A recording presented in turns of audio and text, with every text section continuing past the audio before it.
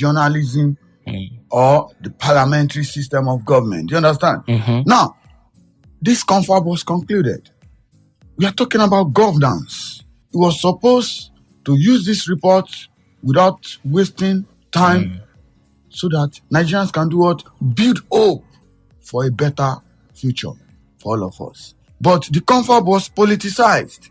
In so doing, he has created room for the incoming government to start giving us excuse that we are not ripe for restructuring. Do you understand? And that has to do with what? Lack of preparedness. Because he who is coming in took it with hook, line, and sinker and decided to be playing on the intelligence of Nigerians. Do you understand? A lot can be attributed to it. You're not talking about the confab now. I just needed to confirm because there was time President Goodluck Jonathan came out to explain why it was not implemented. He stated that short time span between the submission of the 2014 National Conference confab report to him and the 2015 election was a major factor in his ability to implement the report. What do you make of that? This is an excuse that we are discussing. This is a very good example of such excuse. Do you understand? Because are you telling us that it is expedient that we waste our money in bringing people together, feeding them, spending money on documentation? My brother, you don't embark on an unproductive exercise. An average human being knows either what he or she is putting his or her leg is going to be productive or not. That is why economy divided into a risk preferred person, a risk averse person, and a risk neutral person. A Nigerian president must be proactive such that he or she should know where he's supposed to take risk, where this risk is going to be productive, and where this risk is not going to be productive, or this risk is going to be counterproductive. Do you understand? So therefore, Mr. Jonathan is not supposed to even come out, being a PhD holder, to tell us that some things handicapped him to implement the confab report, where you use the resources of Nigeria and the taxpayers' money to put people together and waste the money, and I'll be telling us after the election, commonsensically and from logic, he was planning to stronghold the nation, to hold the nation at jugular, that if I hold this confab report, because he knows that many of us wanted restructuring, if I hold this confab report, they will vote for me because they would think that after my victory, I will make sure that there is restructuring. From logical point of view, was holding us at jugular, was looking forward to a victorious presidential election so that I can come out and change the narrative again. That is the meaning of this thing that you just read. So talking about excuses, now how do we ensure that come 2023, nobody's coming to give us excuses on why they are not being able to perform? Because it's tiring to hear leaders come to say that the reason why this is not happening is because this previous leader did this. The reason why this is happening is because the previous leader had done so much harm to that sector, and so they are handicapped, and so they will have to, restructure. How do we ensure that we don't get excuses again? Yeah, Mr. Sonny, thank you very much for this simple, salient, and sensible question. Because it is this simple question that I just asked me that will determine the next 4 years of our lives in Nigeria. The book of God, or what have you, either Quran or Bible, said that you shall know the truth and the truth shall set you free. That is a conscientious arrangement between human being and God. You see the truth, you know the truth. We do not need to be trying to embark on semantic approach or sentiment in decision making. Do you understand? It's the more reason why I told you that we do not have time or room for experimentation. You and I seated here in our mind without any tribal coloration, political affiliation, and religious inclination. We know who is capable to lead Nigeria as president. Remove any sentiment. Do you understand?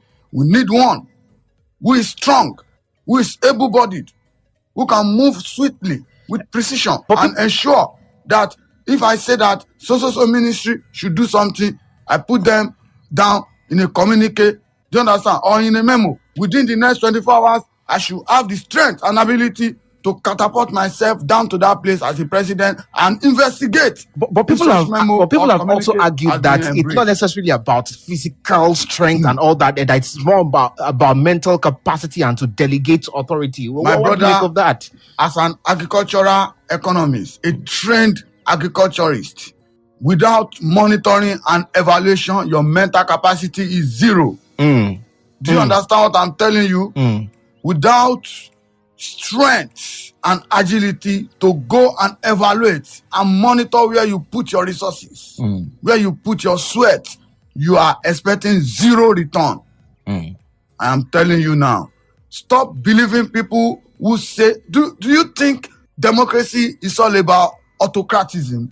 Democracy is about strength. Democracy is not about being autocratic. You are explaining an autocratic example. I will sit down as the president. You are a public servant. You are a servant. You want to sit down and be pointing finger up and down. Can't you think of Ramat Muitala of blessed memory? It goes up and down. Can't you think about the late Tunde Diagon under the president Buhari Of the military government. of the military government? Do you understand? Can't you think about Paolo, who goes up and down, ensuring that agricultural settlements are being put in place and achieving the appropriate plans for the nation to boost the finance of Nigeria when he was the finance minister? My brother, anybody tells you that it is more about, it is lie built on sentiment. I was a leader in the university at my hostel at the student union level.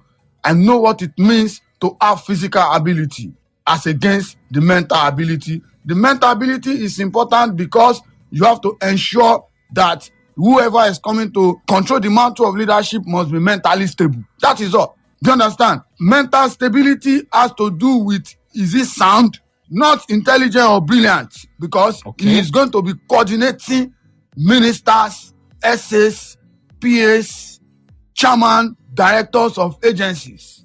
You just need to give directive. You give directive not autocratically. You give directive based on the written constitution of Nigeria and the power of your position as the president. Then comes in your ability in terms of able-bodied personality. To go there, evaluate, not to send somebody. A president is a servant of the people. We should stop painting it autocratically. This is not a military setup. So a president should be able to do monitoring and evaluation by himself. It's the truth. I'm telling you now, the prime minister of Israel, then he was going to the war front. Do you understand? When they were fighting the Palestinians, he went there, he was using the binocular. We saw it online. And then even in Africa, this guy that died at the war front. For you to be a president, you must be able to sacrifice your life. That is the truth. Do you understand? How can we be clamoring for a president who will not be able to run even 100 meters? Do you understand the conscientious relationship that I'm talking about? Yes. You and I know who is capable to preside over Nigeria. So from what you've said now, it's a mixture of mental capabilities and physical capabilities altogether. 70% of physical capability and 30% of mental capability, because mental capacity has to do with coordination of your ministries, agencies, SAs, and PAs. But the physical ability is the place where because you it's going to monitor. determine your evaluation of those progress. Monitoring and evaluation. You go up and down, not to sit down and be drinking tea and be signing documents even without reading the content. Okay, you made mention of experimentation. And of course, but my question now is that we don't want leaders who will come to experiment things for us. So I'm thinking, then that means that Nigerians themselves need to have an agenda. Okay? When campaign starts, for example, these political candidates will come to us telling us they would do this. But then we don't want them to go there and start experimenting. So that means that we ought to give them an agenda to say, look, this is what we need.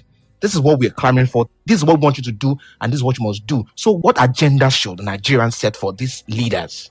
First of all, I want to break all those things that are, I'm sorry to say, mingling together. Okay. Number one, Nigerians as a whole, we have poor voter electoral education. Okay, poor electoral education. Do you understand? Because without sound electoral education, hardly would you see people that will be able to question an aspiring political leader.